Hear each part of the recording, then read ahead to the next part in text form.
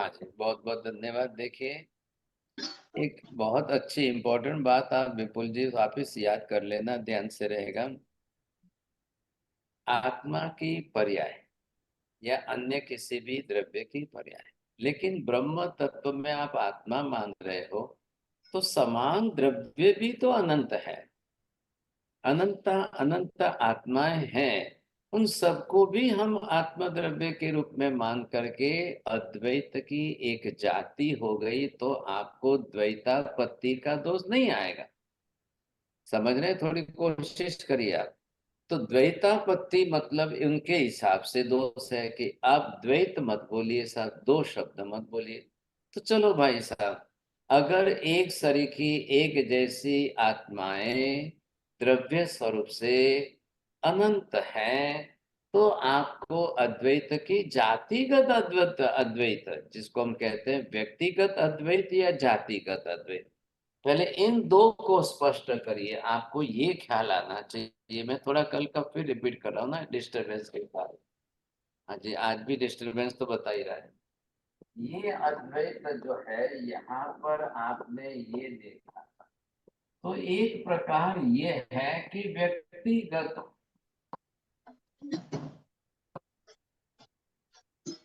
तो व्यक्तिगत के अंदर कौन आया? एक ब्रह्म जो है। तो अद्वैत का सीधा अर्थ तो एक ही हो रहा है, तो किस तरह से आप करना चाहते हो, पहले उसको समझने की कोशिश करिए। तो यहाँ पर आपको दोनों देखना है। और दूसरा मीनिंग हम क्या कर रहे हैं यहाँ पर, ये होगा जातिगत अद्वैत। मतलब एक आत्मा जैसी दूसरी आत्मा ही नहीं है, या आत्मा के सिवाय दूसरा कोई द्रव्य ही नहीं है। मेहता जी, समझ रहे हैं आप इस बात को ध्यान से? तो जी अगर जी हम सर। अद्वैत का दोनों अर्थ करके, ये अद्वैत क्या हो गया, इसको आप ये कहेंगे एक ब्रह्म। और इसको हमने कह दिया कि भाई इसमें जातिगत अद्वैत के अंदर ये अनंत ब्रह्म हो गए।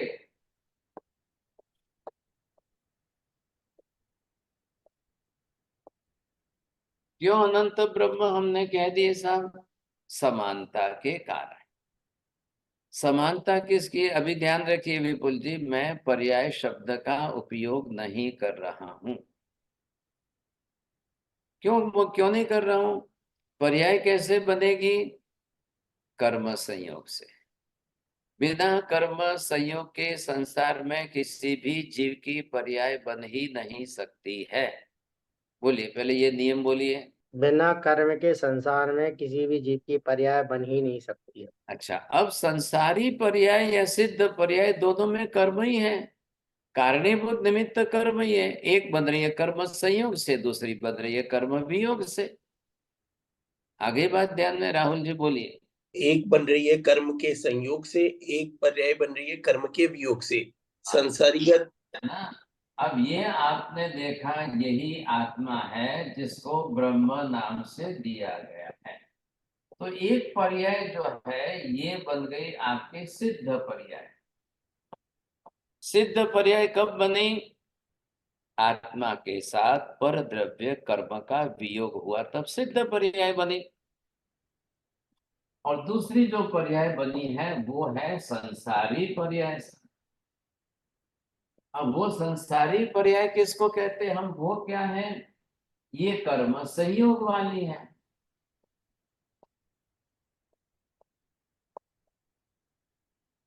इधर मैंने आपको बताया, ये जो है, ये और ये दोनों जो है पर्याय जन्य है। लेकिन इसको तो मैं पर्याय नहीं कह रहा हूं। कोशिश करिए मेहता जी, ये पर्याय नहीं है, ये द्रव्यगत समानता है। जैसा ये द्रव्य है व्यक्तिगत ब्रह्म का, वैसा ही ये है। कैसे वैसा? मतलब समानता किस रूप से कह रहे हैं हम?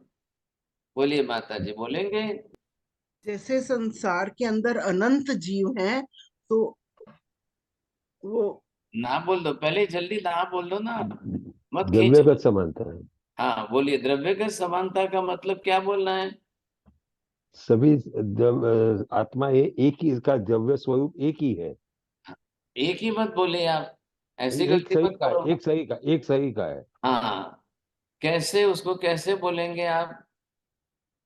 तो सभी बोलिए। आत्मा द्रव्य एक असंख्य अखंड असंख्य जैसे प्रदेश जैसी आत्मा समूहात्मक पिंड परमात्मा की है, द्रव्य। वैसी आत्मा मेरी भी है। हाँ जी, एक एक जन बोलिए। हाँ, अब आपको ये ख्याल आ गया ना।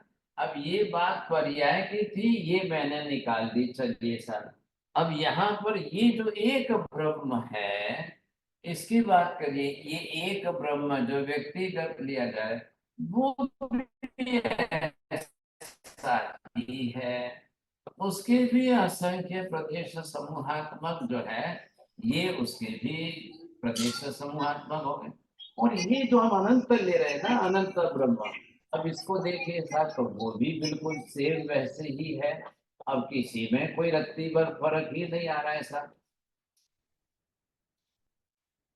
अब बताइए, इसमें और इसमें, इधर देखिए, इसमें और इधर, या आपने ये देखा इसमें, बोलिए विपुल जी, क्या फर्क है दोनों के अंदर? चलो ये छोड़ के चल, हाँ है, बोलो। एक मिनट सर, एक सेकंड। एक दोनों व्यक्तिगत समान है भी, साहिब जी। रत्ती हाँ, भर का भी फर्क नहीं है।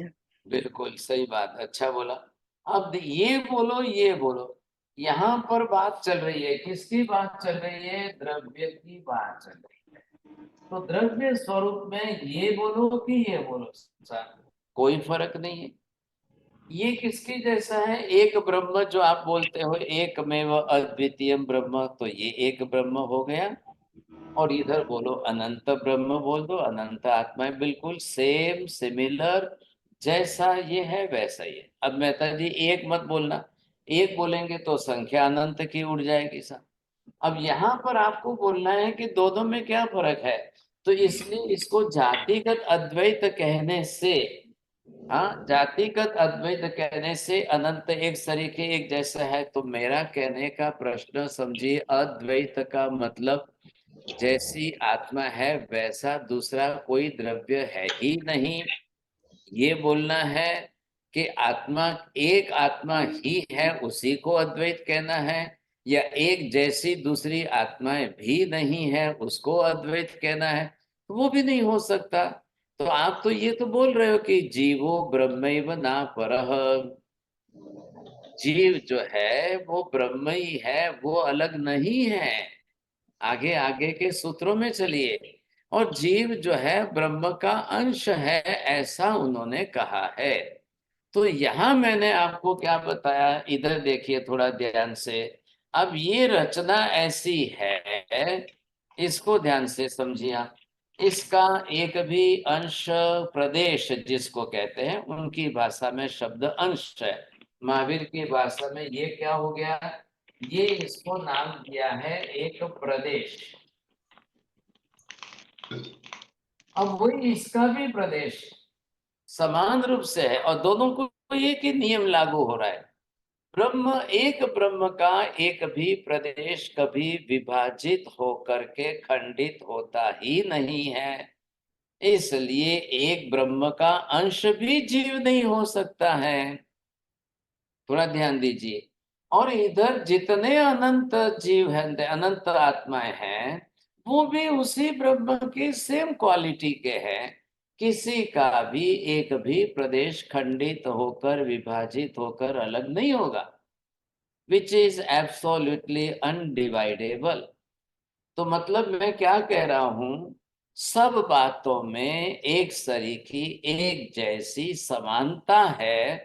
तो आप इसको जातिगत अद्वैत के रूप में सबको स्वीकार लो। हाँ, अब आगे का ध्यान से सुनना सब। बेहतर जी बोलना है, किसको बोलना है बोलिए, जो समझो वही बोलना, नहीं तो दूसरे मत बोलना। साहब जी आपने बताया कि ब्रह्म जो एक शब्द नहीं जुड़े हैं इसमें। चलो जाने दो, ठीक है ना। अब जिसको बोलना है शब्द जोड़ सकते हो, बरोबर। जोड़िया जी, गलती ट्राई करने करें। वाले हो तो छोड़ो। नहीं, आप मैं ट्राई आप ये फरमा रहे हैं महाराज की जीव का प्रदेश जब खंडित ही नहीं होता तो ब्रह्म का अंश कहाँ से होगा, कहाँ से बनेगा सवाल। हाँ जी, वो उनके लिए क्वेश्चन हो गया। हाँ मैं हाँ। आगे बढ़ता हूँ तो 2-3 सेंटेंस है। विपुल जी बोलो, कोशिश करो, आपको भी सीखना पड़ेगा, समझना पड़ेगा।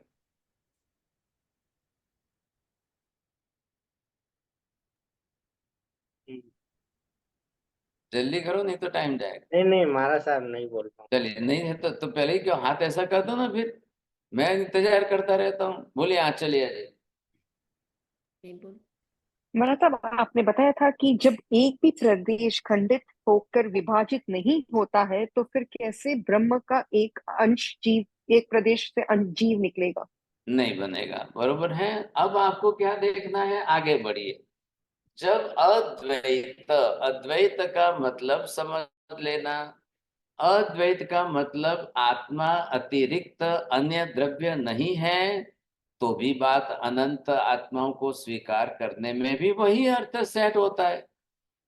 भाई ये भी तो आत्मा है ना, ये भी अनंत है। ये हम अनंत क्यों कहते हैं, यहाँ पर ये अनंत की संख्या यहाँ पर है। ये अनंत की संख्या में सभी इस प्रकार के ही हैं, बिल्कुल ब्रह्म के जैसे ही। जो वो कह रहे हैं, सूत्र ध्यान से समझिए, जीवो ब्रह्मैव न परः, तो वही बात है, जीव ब्रह्म ही है, अन्य अपर नहीं है। प्रत्येक जीव, संसार का कोई भी जीव हो, अनंत जीव, सभी ब्रह्म समान, एक सरीके, एक जैसे, वो अन्य नहीं है। अन्य मतलब वो जीव आत्मा से इतर अन्य पदार्थ नहीं है। कोशिश करिए पकड़ने की। अब रही बात किसकी है, यहाँ पर जीव को पर्याय शब्द नहीं दिया। अब अद्वैत का अर्थ आत्मेतर अन्य पदार्थ का अस्तित्व ही नहीं है, या एक आत्मा के सिवाय अन्य किसी आत्माओं का अस्तित्व ही नहीं है। क्या अर्थ करना है साहब, ये पहले कोशिश करनी पड़ेगी आपको। बोलिए मीना बहन जी। हाँ ठीक है जी। मेरे से आपने पूछा है कि एक आत्मा के जैसी अन्य कोई दूसरी आत्मा ही नहीं है, या आत्मा से अन्य दूसरा कोई द्रव्य ही नहीं है? हाँ जी। अब यहाँ पर आपको ये समझना है, अद्वैत अद्वैत करके आप किसका निषेध कर रहे हो। तो मंडिक स्वामी वो अपनी तरह से क्या पकड़ कर बैठे हैं, उनको ही समझाया जा रहा है। मंडिक स्वामी को ही समझाया जा रहा है कि आप कहाँ गलती कर रहे हो, या तो आप अपने जो आपकी पकड़ है उसका क्लैरिफिकेशन करिए सर, आप खुलासा करो। अद्वैत आपका शब्द हम भी मान्य करते हैं, ध्यान रखिए, महावीर कह रहे हैं आकाश भी अद्वैत हुआ कि नहीं हुआ, धर्मास्तिकाय भी अद्वैत हुआ कि नहीं हुआ, अधर्मास्तिकाय भी अद्वैत हुआ कि नहीं हुआ। क्यों हुआ अद्वैत, कैसे हो क्योंकि गया जैसा कुछ अद्वैत? दूर, क्योंकि उनके अतिरिक्त कोई अन्य द्रव्य नहीं है। वेरी गुड, हाँ सर, उनके जैसा दूसरा द्रव्य नहीं है। लेकिन जैसा शब्द हटा दो तो, विपुल जी कोशिश करिए समझने की, देखो ध्यान दो। आप उपेक्षा करोगे, कंसंट्रेशन नहीं रखोगे तो पकड़ में ही नहीं आएगी बात। एक फिर शब्द निषेध कर पर, देंगे। हाँ, एक जैसा शब्द, हटा दोगे तो निषेध। एक शब्द इधर उधर हो गया तो अनर्थ हो जाएगा। आ रही है ना बात ख्याल में, आकाश जैसा, आकाश के जैसा दूसरा कोई द्रव्य है ही नहीं, तो आकाश स्वीकारने पर भी अद्वैत हुआ।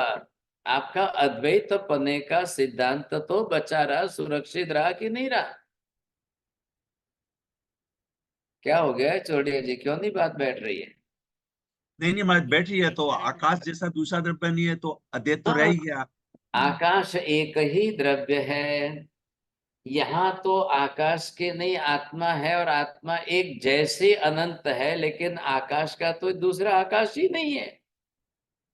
आप पर्याय में मत जाना, लोकाकाश और अलोकाकाश ये तो पर्याय है, लेकिन दोनों पर्यायों में आकाश द्रव्य की अखंडता एक द्रव्य के रूप में बराबर बनी हुई है।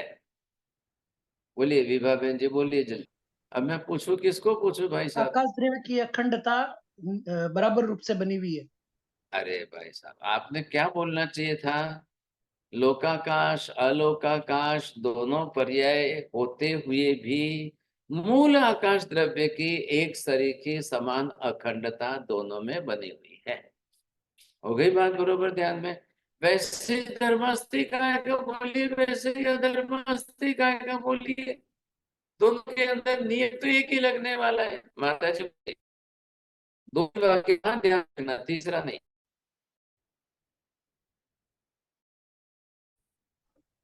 नहीं बोलना है। धर्मास्तिकाय और अधर्मास्तिकाय जैसा कोई दूसरा द्रव्य ही नहीं है, इसलिए वो दोनों अद्वैत कहलाएंगे। दोनों की, हाँ, दोनों अलग अद्वैत अलग था, बरोबर। द्वैता।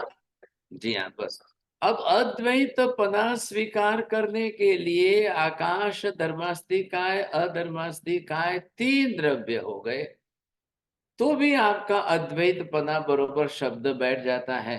इधर व्यक्तिगत के साथ में जातिगत जोड़ करके भी अद्वैतवाद बरोबर बैठता है, और अद्वैतवाद स्वीकार करके भी आपके लिए पंचास्तिक आयात्मक समस्त पदार्थों की जगत व्यवस्था बरोबर बैठ जाती है।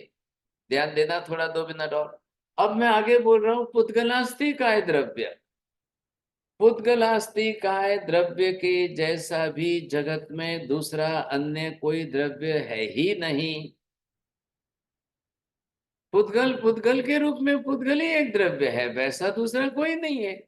आत्मा के सिवाय नहीं, आत्मा के जैसा दूसरा कोई द्रव्य नहीं है, इसलिए अद्वैतपना बरोबर टिकता है।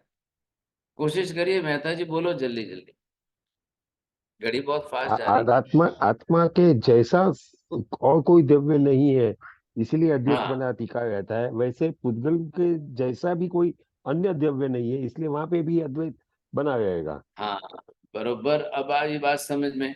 पुद्गल स्वयं ही जैसा द्रव्य है, वैसा पुद्गल के जैसा दूसरा अन्य द्रव्य ही नहीं है। जो दूसरे द्रव्य हैं वो पुद्गल से विरुद्ध गुण धर्म वाले हैं, या इधर बोलिए जो आत्मद्रव्य चेतन है उससे सर्वथा विरुद्ध गुण धर्म वाले पुद्गल द्रव्य है। तो आत्मा के जैसा दूसरा द्रव्य ही नहीं है, इसमें भी अद्वैत बैठता है। पुद्गल के जैसा दूसरा द्रव्य नहीं, इसमें भी अद्वैत बैठता है। और पहले हमने तीन में तो बैठा ये आकाश, धर्मास्तिकाय, धर्मास्तिकाय में पंचास्तिकाय के पांचों द्रव्य बैठते हुए, स्वीकारते हुए भी अद्वैतवाद बैठ रहा है। बोलिए विभा बहन जी आप। जी। जैसे 14 राजलोक में 5 पुद्गल है, अरे 5 अस्तिकायात्मक द्रव्य है। हर एक द्रव्य एक दूसरे से गुणधर्म से एक दूसरे से भिन्न है, इसीलिए सभी में अद्वैतवाद बैठता है। हाँ, तो अब आपने ये देख लिया कि ये हो गया सब, ये हो गया एक आकाश द्रव्य, तो ये भी एक ही है। आपको क्या बोलना है अद्वैत की व्याख्या में? एकमेव अद्वितीयम। अब बताइए मैं जैन साहब, यही डेफिनेशन इसमें भी लागू हो रही है कि नहीं? हो रही है ये महाराज ये सर। यहाँ पर मैं लिख दूं, एकमेव अद्वितीयम। लागू हो रही है। अब उन्होंने क्या लिखा है यहाँ पर? ब्रह्म लिखा है अद्वैत सिद्ध करने के लिए। तो एकमेव अद्वितीयम आकाशम, ये भी तो एक द्रव्य हुआ, अद्वैत ही तो है। अभी हमने बात की कि आकाश के जैसा दूसरा आकाश है ही नहीं, ये एक ही आकाश है पूरा, जो है संपूर्ण। एक ही क्यों कह रहे हो सब? दो क्यों नहीं है? अखंड है। यहां से लेकर के यहां तक, यहां से लेकर के यहां तक संपूर्ण अखंड एक ही द्रव्य है। याद आया? अब क्या हुआ है कि इसके अंदर ये जो है, अब इसके कारण इसकी पर्याय बन गई, और कुछ नहीं है ऐसा। अब यही आकाश इसके अंदर भी बाहर भी यही है। मैं आपको ये पूछना चाहता हूं, आपने एक बड़े टैंक के अंदर एक बाल्टी रख ली और उसमें भी पानी है और बाहर भी पानी है, तो पानी के दो टुकड़े हुए क्या? पानी तो पूरे टैंक में और बाल्टी में दोनों में अखंड ही है। बीच में ये बर्तन आ गया बकेट का जो है, वो अंदर है, तो उसमें भी पानी है और बाहर भी पानी है। Both are the similar, one and the same. क्या फर्क पड़ा है? तो ये अलोक है और इसके बीच में ये लोक आया, तो दोनों इसके कारण लोक संज्ञा बनी है, आकाश के कारण नहीं बनती है लोक संज्ञा। बोले राहुल जी। चलो नहीं, तो यहाँ आकाश पर आपको अब जो बोलना है तो जल्दी करना चाहिए, टाइम बचाना। आकाश अब के यहाँ पर क्या है, एक आकाश अखंड आकाश है, तो एकमेव अद्वितीयम, ये अर्थ बैठ गया। एक ही है, अद्वितीयम, दूसरा इसके जैसा नहीं है, इसलिए अद्वैत है। ये व्याख्या किसकी बैठ रही है, ध्यान दीजिए। ये जो है अद्वैत के ऊपर बात जा रही है। अद्वैत वैसा दूसरा नहीं है। ख्याल आया? ये द्रव्य की बात कर रहा है, ये सूत्र पर्याय की बात नहीं कर रहा है। अरे ये ख्याल में बात। तो यहाँ पर आप ये फिल इन द ब्लैंक्स के अंदर आकाश भी रख सकते हो, धर्मास्तिकाय भी रख सकते हो, अधर्मास्तिकाय भी रख सकते हो, आत्मा भी रख सकते हो, पुद्गल भी रख सकते हो गई ना बात पूरी। अब यहाँ पर जो भी आप नाम रखो वो एक एक द्रव्य ही है, उसके जैसा दूसरा कोई नहीं है ऐसा। ये हो गया, तो ये कौन सा द्रव्य है? अब ये आया धर्मास्तिकाय। ये कौन सा द्रव्य है? ये आया अधर्मास्तिकाय। ये कौन सा अंदर आया है? ये जो है पुद्गलास्तिकाय। ये अंदर कौन सा आया है? ये है जीवास्तिकाय। तो एक द्रव्य, दूसरा द्रव्य, तीसरा द्रव्य, चौथा द्रव्य, पांचवा द्रव्य। महावीर ये कह रहे हैं कि पांचों द्रव्य अपने आप में एक एक स्वतंत्र है और किसी के जैसा दूसरा कोई है ही नहीं। आत्मा के जैसा दूसरा कोई द्रव्य नहीं है, जो है वो आत्म द्रव्य से विरुद्ध गुण धर्म वाले। पुद्गल जो है, तो पुद्गल के जैसा दूसरा कोई द्रव्य नहीं है, वो पुद्गल से विपरीत गुण धर्म वाले हैं। तो आपका अद्वैत पने का सिद्धांत तो बरोबर अखंड रहता ही रहता है। ये बात मंडिक स्वामी को जब पूछी जा रही है, अब मंडिक स्वामी का सिर चकराने लगा कि बात तो सही आ रही है, अब जवाब क्या देना साहब? आपकी व्याख्या के अनुसार ये आपने व्याख्या की है और हम इस व्याख्या को, डेफिनेशन को घटाते हुए आपको ये समझा रहे, तो इसमें भी तो सत्य स्पष्ट हो रहा है ना, वो आप स्वीकारिए। बात इतनी सी है, आप उस सत्य को क्यों नहीं स्वीकारने को तैयार है? पहले पदार्थों का किस स्वरूप में कैसा होना चाहिए, और दूसरी बात आगे थोड़ी सी समझ लीजिए। जो द्रव्य जिस स्वरूप में जैसे हैं, बीते अनंत अनंत भूतकाल में भी वो वैसे ही थे, वर्तमान में भी है, आगामी अनंत अनंत अनंत भविष्य काल में भी ठीक वैसे ही रहेंगे। कोई एक द्रव्य दूसरे द्रव्य के रूप में कभी परिवर्तन होता ही नहीं है ऐसा, तो अस्तित्व तो उसका बरोबर बना ही रहता है। बोलिए आशा बहन जी, बोलेंगे?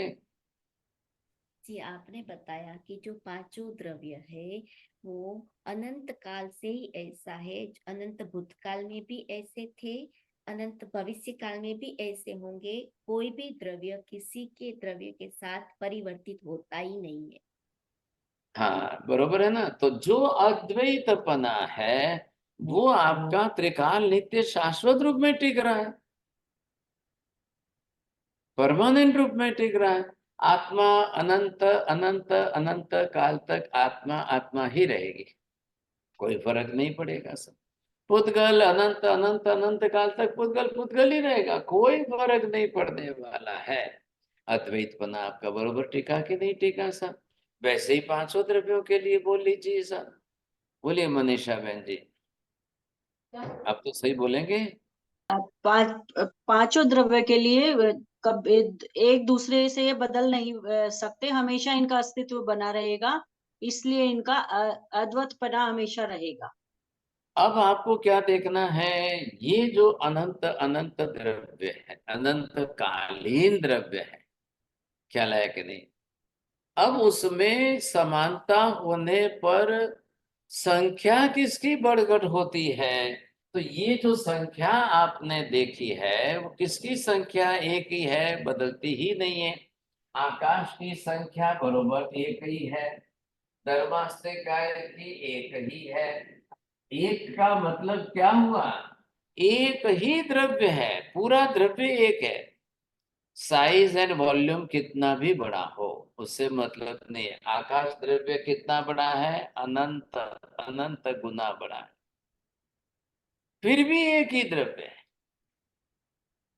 बोलिए जैन साहब, इतना अनंत गुना बड़ा होकर के भी एक ही द्रव्य क्यों कहा है?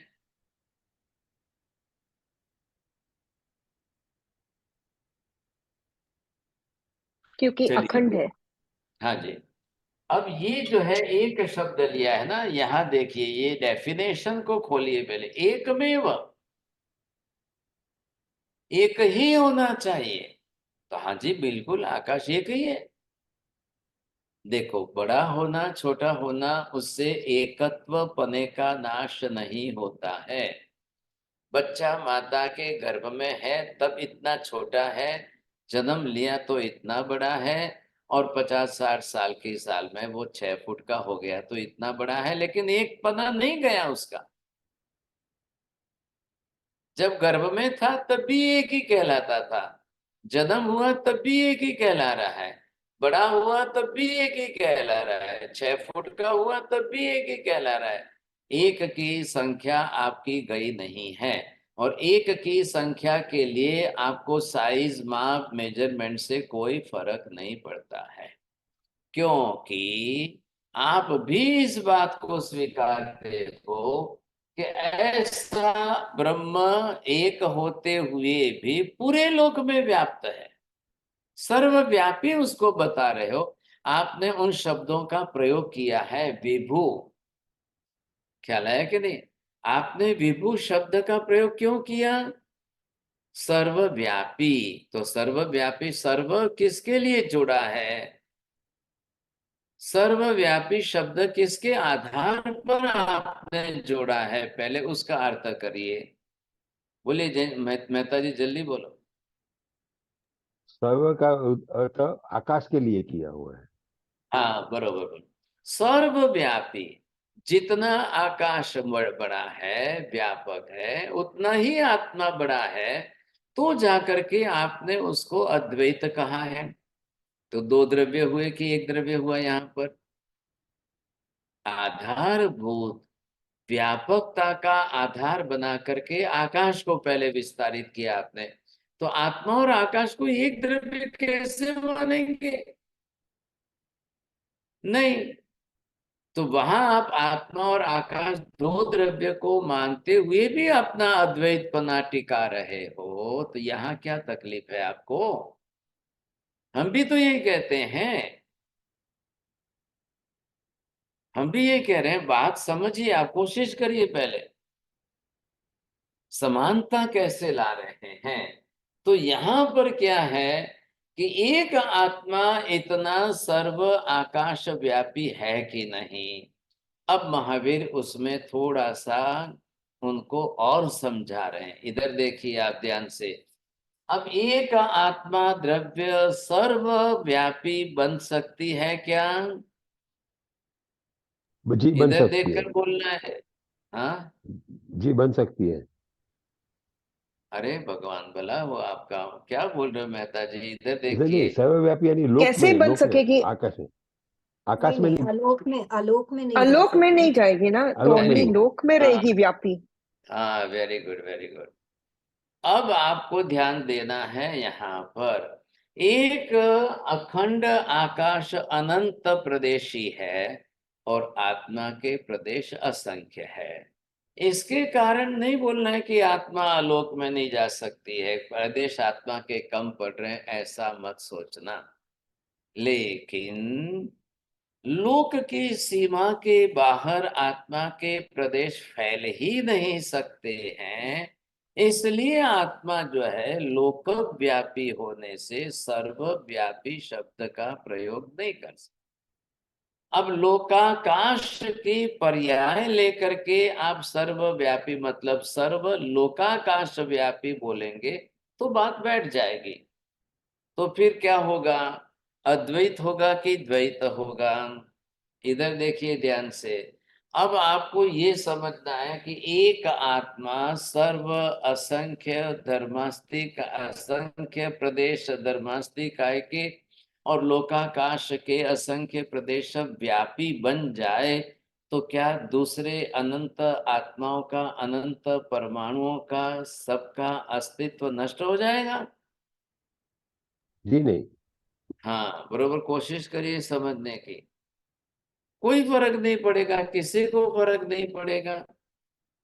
वो भी इस 14 राजलोक में इतने में अनंत अनंत जीवात्माएं, अनंत अनंत परमाणु है। कब किसको बाधा पहुंची? आज मान लो, आज पुष्कर द्वीप के महाविदेह में से किसी आत्मा ने समुद्घात करके, केवली समुद्घात करके लोकव्यापी आत्म प्रदेशों का विस्तार किया। आपको कहाँ बाधा आई? आपको कहीं पता चला? आपको कोई तकलीफ पड़ी? अरे नहीं नहीं नहीं, मैं दब रहा हूं, मैं दब रहा हूं, मैं तो जी नहीं सकूंगा, मैं तो रह ही नहीं सकूंगा। आप एक आत्मा इतना सर्वलोक व्यापी बन रही है, किसी को पता नहीं चलता है, किसी को बाधा भी नहीं पहुंचती है। ध्यान से समझिए जैन साहब, इसको क्या कहते हैं? आत्मा का अव्याबाधपना। हमने ज्ञान दर्शन आदि गुणों का बहुत विचार किया, लेकिन अव्याबाधपना ये भी तो आत्मा का एक गुण है ना। कोई बाधा नहीं पहुंच रही आत्मा को, किसी प्रकार की बाधा नहीं पहुंची। कितना बड़ा फायदा हुआ। तो अगर आप सर्वव्यापी शब्द का भी प्रयोग करते हो तो भी बात बैठती है। आत्मा सर्वव्यापी है, बन सकती है, जब बनती है तब बनती है, ऐसा तो उससे कोई फर्क नहीं पड़ा। तो दूसरे पदार्थों के अस्तित्व का लोप भी नहीं हुआ है। एक आत्मा ने अपने सर्व प्रदेशों को सर्वलोकाकाश व्यापी भी विस्तार कर दिया तो भी किसी अन्य पदार्थ के अस्तित्व का नाश कभी हुआ ही नहीं है। बहन जी बोलिए। बताया कि आत्मा पूरे लोक में व्याप्त हो जाए, एक ही आत्मा पूरे लोक में व्याप्त हो जाए तो भी दूसरे कोई द्रव्य का कुछ भी बदलेगा नहीं। अरे ऐसा शब्द लास्ट में आते आते ऐसा करते हो, प्राइज जाता है आपका। कुछ चलो भी अब इधर क्या देखना है आपको? आपके नियम के हिसाब से सर्वव्यापीता के कारण अद्वैतपना आपका बनता है। लो भाई साहब, इस तरीके से बना लो। एक आत्मा भी सर्वलोक व्यापी बन गई तो भी अन्य किसी पदार्थ के अस्तित्व का नाश नहीं हुआ है, सबका अस्तित्व बना रहा है। तो ये भी सब साथ में ही है। क्या कह रहे हैं महावीर? ये कह रहे हैं कि अस्थि कायात्मक ऐसे पांचों द्रव्यों का समूहात्मक स्वरूप ही तो पूर्ण जगत है, और फिर पांचों ही अद्वैत स्वरूप में है, किसी के जैसा दूसरा कोई है ही नहीं साहब।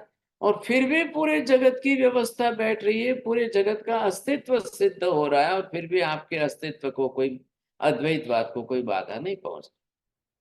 बोलिए जैन साहब, कोशिश करिए। नहीं, चलो साहब चोरडिया जी बोलिए। हाँ, महाराज साहब फरमा रहे हैं कि पांचों द्रव्यों का समूहात्मक संज्ञा ही जगत है, और पांचों ही अद्वैत है, एक दूसरे से किसी को कोई कोई तरह की बाधा ही नहीं पहुंच रही है। हाँ जी। अब ये पांचों अस्थि कायात्मक द्रव्य है, बरोबर है, और पांचों का बरोबर स्वतंत्र अस्तित्व है, और पांचों का अद्वैतपना भी टिक रहा है, किसी का अद्वैतपना भी नष्ट नहीं हो रहा है। अद्वैत की व्याख्या भी आपकी बरोबर बनी रहती है और इससे भी पांचों द्रव्य बरोबर बने रहते हैं। अब बात कहाँ आ रही है, इधर देखिए पहले, क्योंकि जब तक आप इनको पहले निश्चित नहीं करोगे वहां तक क्या होगा। तो यहाँ बात आ रही है कि अब ये जो है बंध संबंध आदि की बात आ रही है। इधर पहले इसका अर्थ आपको क्या करना है, बोलिए मेहता जी जल्दी, इसका अर्थ क्या करना है। ब- बंध का अर्थ एक द्रव्य का दूसरे द्रव्य से मिलना, उसका जुड़ना होता है।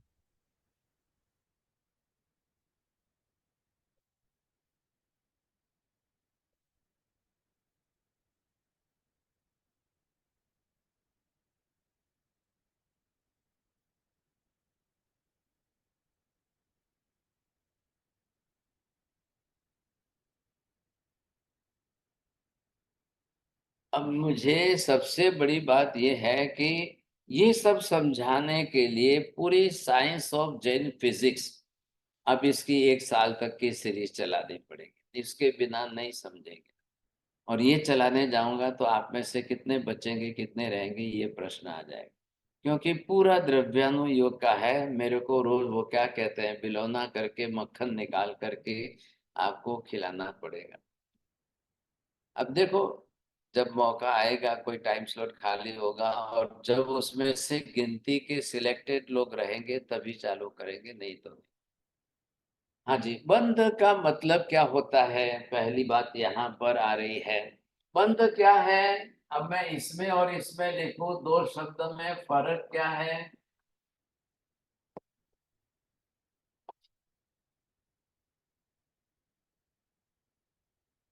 जल्दी बोलिए नीति बहन जी। Narasimha, have you written Gandh? It's not clear. Gandh, No, it's Sabandh. Sabandh. Sambandh. Sambandh. Okay, okay, okay. अच्छा बंध, नहीं, okay. तो मेरे से लाइट बंध हो गया कि एक द्रव्य दूसरे के साथ बंधा हुआ है, लेकिन संबंध हो गया कि उन बंधे नहीं हुए लेकिन एसोसिएटेड हैं, अटैच नहीं है।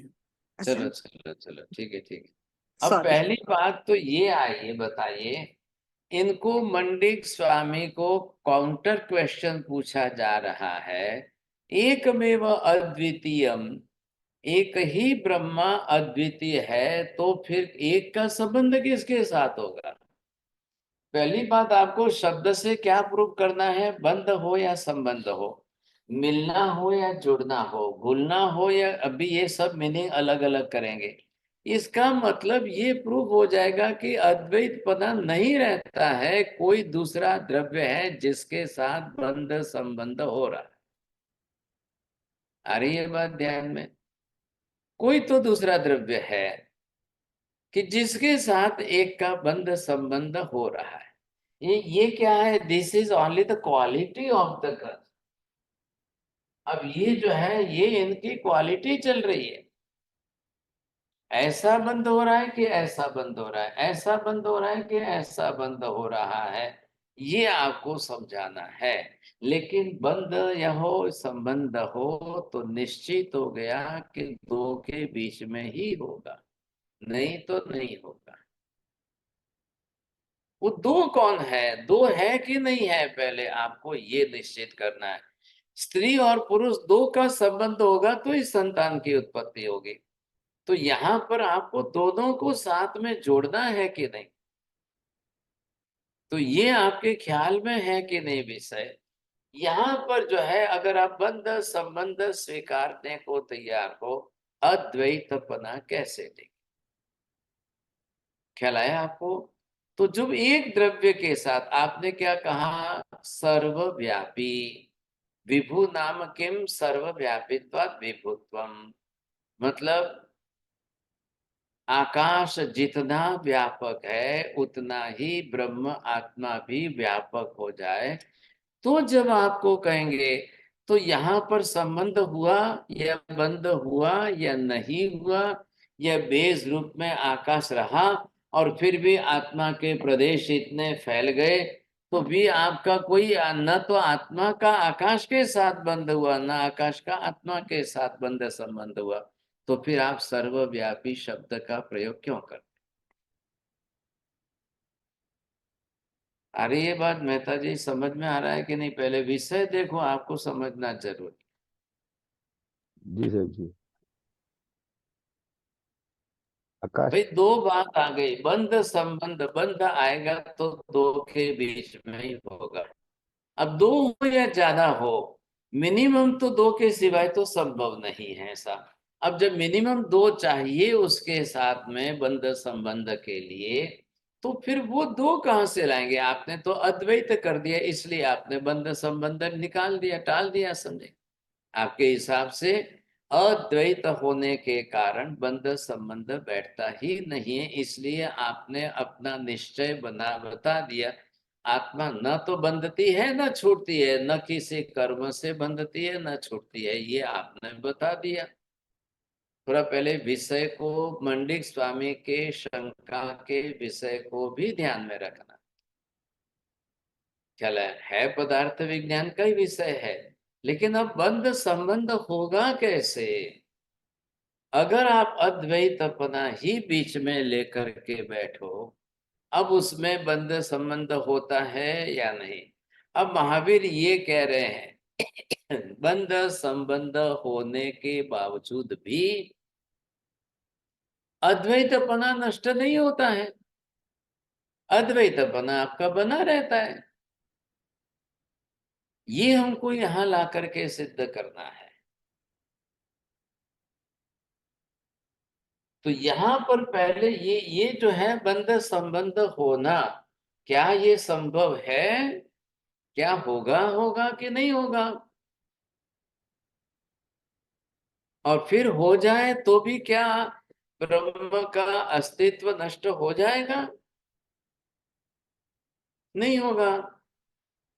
तो कैसे बना रहेगा? इधर आपको अद्वैतपना भी टिका के रखना है, इधर आपको बंध संबंध भी स्वीकारना है, क्योंकि बिना बंध संबंध के आत्मा की कोई पर्याय बनती ही नहीं है।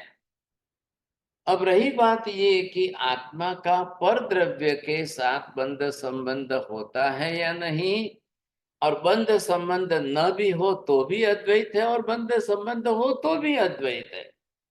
जोड़िया जी समझ रहे हैं? आप ध्यान दो। हाँ हमारे साथ समझ रहा हूँ। अरे भाई साहब ये जो है ना, अब ये है आकाश द्रव्य। अब इस आकाश द्रव्य के ये सारे इनके प्रदेशों की रचना है। अब इतने अनंत प्रदेशों के बीच में यहाँ पर जो है इतना ही लोकाकाश है, और इतने ही लोकाकाश में ये अनंत जीवात्मा है। क्या ये अनंत जीवात्माएं आकाश के साथ बंद हो गया इनका? नहीं,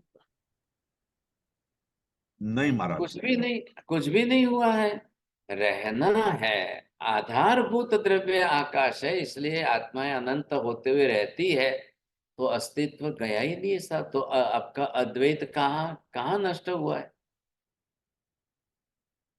अद्वैत बना कहाँ नष्ट हुआ है? नहीं आकाश आकाश के रूप में है, अनंत आत्मा आत्म स्वरूप में है। जातिगत ब्रह्म जो है, जातिगत अद्वैत बना आपका बरोबर बना रहा है, तो कहाँ नष्ट हुआ? और आत्मा का आकाश के साथ बंध होता है कि नहीं होता है? जैन साहब क्या हो गया आज आपको? नहीं होता है हमारे साथ। क्यों नहीं होता है? आत्मा का आकाश के साथ। अरे भाई साहब क्यों? वो तो बोलना पड़ेगा कि नहीं? बोलिए। हाँ चलिए जी, क्यों नहीं होता है? क्यों दोनों आकाश और आत्मा असंख्य प्रदेश समूहात्मक पिंड है, एक भी प्रदेश खंडित नहीं होता है, तो इसके लिए वो दोनों आपस में मिलते नहीं है। नहीं, क्योंकि गुरुजी दोनों सर्वथा भिन्न दोनों है। द्रव्य अलग है। अद्वैत है दोनों। नहीं नहीं, वो तो फिर कर्म भी तो अलग है ना, पर कर्म तो चिपकते हैं। गुण अलग I है। think- विरुद्ध गुण धर्म हाँ, के। नहीं है। आई थिंक आकाश अपने स्वभाव में रहता है, उसका गुण है अवगाहना देना, इसलिए वो क्रिया नहीं करता इसके लिए। हाँ आकाश क्रिया नहीं करता है इसके लिए। चलो चलो चलो, ठीक है ठीक है। आप नीति बहन जी स्वभाव मत बोल लेना, आकाश का गुण बोलना। अब यहाँ पर बात क्या आ गई, जैसे मैंने यहाँ पर आकाश के अंदर ये अनंत जीव के साथ, अब इसी तरह से आकाश में यहाँ पर ये अनंत पुद्गल परमाणु कर दिए सर। क्या हो गया, कहाँ गया आकाश का, आकाश के साथ पुद्गल का भी बंध संबंध कुछ नहीं है। मैंने 5 शब्द लिखे थे, बोलिए। बंध संबंध मतलब बंध जो है जुड़ना है, मिलना है, घुलना है, एक रस होना है। क्या हो रहा है इधर, कुछ हो रहा है क्या आकाश के साथ? सिर्फ आधार का संबंध, पुद्गल नहीं बंध रहे हैं। कुछ भी नहीं हो रहा है। ये ले लो आप, यहाँ से धर्मास्ती का ले लो, समझाएगा नहीं। और इसमें भी कुछ नहीं हो रहा है।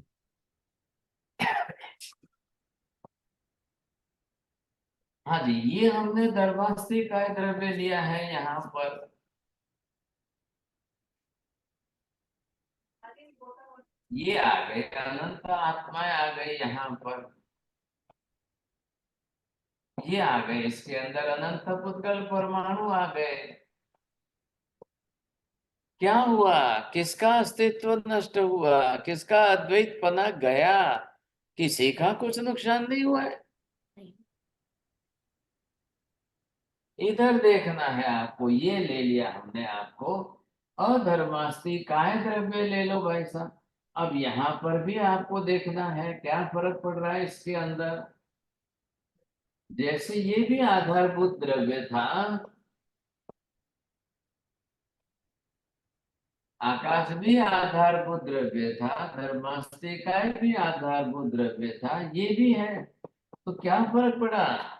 और इसके अंदर भी ये अनंत जीवात्माएं, अनंत आत्माएं आ गई साहब। इधर देखिए आप, और इसी के साथ में ये अनंत पुद्गल परमाणु भी आ गए।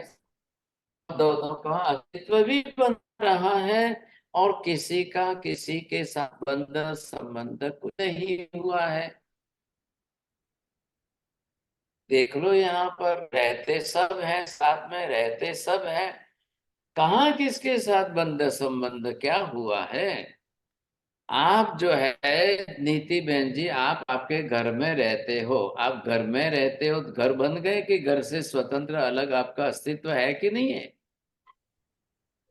जी महाराज साहब। अभी आपके घर में, अभी घर में आग लग जाए तो 1 सेकंड में घर से अलग हो जाएंगे, बाहर के नहीं हो जाएंगे।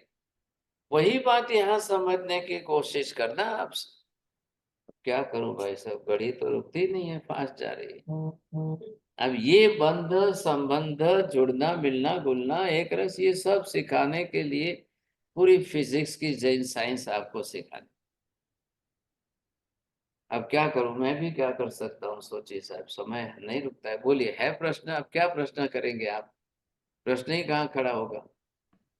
अभी कोशिश तो करो, समझने की कोशिश करिए। बोलिए मीना बहन जी, चलो आपका प्रश्न उपस्थित हुआ। Mayor said there was one question on the test. It said what is the sambandh of Atma? Atma का संबंध क्या है शरीर से? Wait So for then next class. Wait for Okay. next class. I've not completed the topic. I've already started with the questions and the counter arguments. Can you understand this or not? No, this was जो about the जो test. right. जो भी लोग So then भागशाली बरोबर seriousness, sincerity और concentration पूरा रख करके बरोबर बात पकड़ोगे, उनको बहुत बहुत धन्यवाद है। बाकी सबके लिए मैं भी समझता हूँ ख्याल है कि नहीं, लेकिन बोलना because तो on पड़ेगा। that test it said the आत्मा का शरीर से संयोग है, तो अभी संबंध क्या है? शरीर, So then अरे अभी मीना बहन जी, वेर इज द शरीर, where is the body? I am that not exactly talking no about that. I'm talking about the test, about the महाराज वो साहब जो test. टेस्ट, 14 का महाराज साहब टेस्ट है ना, उसके बारे नहीं, में बोल रहे हैं महाराज Maharaj साहब। Sahib is trying to say that we will discuss that tomorrow. Today it's Okay. not that topic. Yeah. जितना टॉपिक, जितना पॉइंट टू पॉइंट चला है, वो बस पहले इसको ध्यान में लो, तो आपका क्वेश्चन भी कोई प्रॉपर सही क्वेश्चन होगा तो मजा आएगी।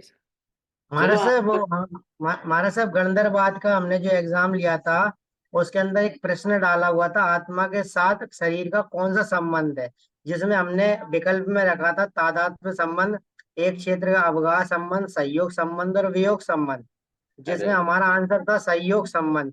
तो लोगों का ये प्रश्न था कि सहयोग संबंध है तो वियोग संबंध भी होगा, बिल्कुल ये आप समझा।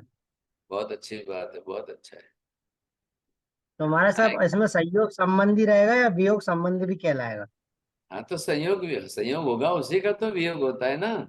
नहीं, पर वियोग No. संबंध में So संबंध नाम Marisai, no, so Marisai, what happened in that question? We were given 4 options कि आत्मा का शरीर के साथ क्या संबंध है, तादात्म्य, संयोग, वियोग, and there was one more.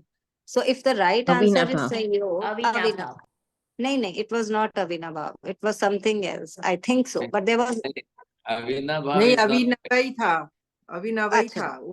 Okay. हाँ। So everybody was asking कि the correct answer is संयोग, तो अगर संयोग is the correct answer, then वियोग should also be the correct answer. You So that can was write both the, you can write both the words संयोग वियोग. No, When but But the there was no option- option. there was no option. No, Marisa, we could select only one. So there was the confusion. It Here was a written tricky the question. option संयोग was the word already used in the option, no? Yeah, but but then there was Viyog Viyog, also. if so Marisa, if So I if Sanyog is selected there, then Viyog, Viyog is there. वंदामी, मथेन वंदामी में चलो we'll stop. मैं Yeah. आपको question आपका जिस तरह type करके आया मैं आपको मथेन वंदामी भेजती हूँ, तो आंसर है ना 2-3 है उसमें, तो हम कंफ्यूज हो गए। ठीक है चलो। नमो हरियंताणं नमो सिद्धाणं नमो ऐरियाणं नमो वज्रायाणं नमो लोहे सव्वसाहुणं एषु पंच नमोकारो सव्वपापप्रणाशनं मंगलानं च सर्वेसिं परमं हवै मंगलम् मंगलम भगवान वीरो मंगलम गौतम प्रभु मंगलम स्थूलिभद्राद्य जैन धर्मोस्तु मंगलम चत्तारि मंगलम अरिहंता मंगलम सिद्धा मंगलम साहु मंगलम केवले पन्नतो धम्मो मंगलम चत्तारि लोकोत्तम अरिहंता लोकोत्तम सिद्धा लोकोत्तम साहु लोकोत्तम केवले पन्नतो धम्मो लोकोत्तम चत्तारि शरणं पवज्जामि अरिहन्ते शरणं पवज्जामि सिद्धे शरणं पवज्जामि साहु शरणं पवज्जामि केवले पन्नतं धम्मं शरणं पवज्जामि सर्वमङ्गलमाङ्गल्यं सर्वकल्याणकारणं प्रधानं सर्वधर्माणां जैनं जयति शासन। धर्मलाल बहुत बहुत आशीर्वाद। धर्म वंदन। हमें